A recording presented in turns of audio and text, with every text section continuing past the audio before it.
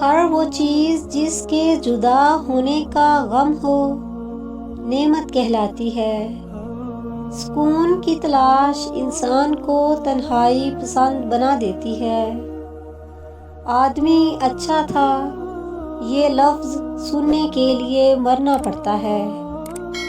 دل میں برائی رکھنے سے بہتر ہے ناراضگی ظاہر کر دو۔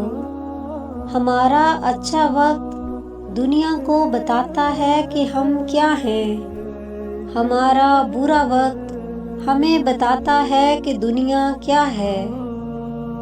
جب ہم اپنے اندر سے درد کو ختم نہیں کر پاتے تو وہی درد ہمیں اندر سے ختم کر دیتا ہے۔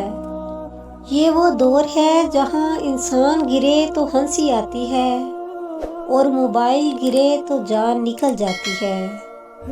اللہ تعالیٰ سے دعا مانگو تو دعا کی قبولیت پر یقین رکھو، کیونکہ اللہ تعالیٰ کسی غافل، لاپرواہ اور مایوس کی دعا قبول نہیں کرتا۔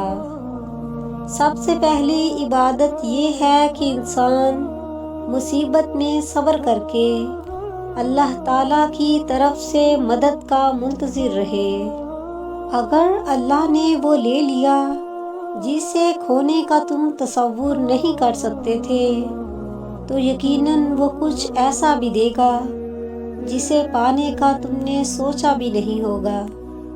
اس دنیا میں کاغذ کے نوٹ محنت کے بغیر نہیں ملتے، تو جنت کی نعمتیں بھی اتنی سستی نہیں کہ محنت کے بغیر جھولی میں ڈال دی جائیں۔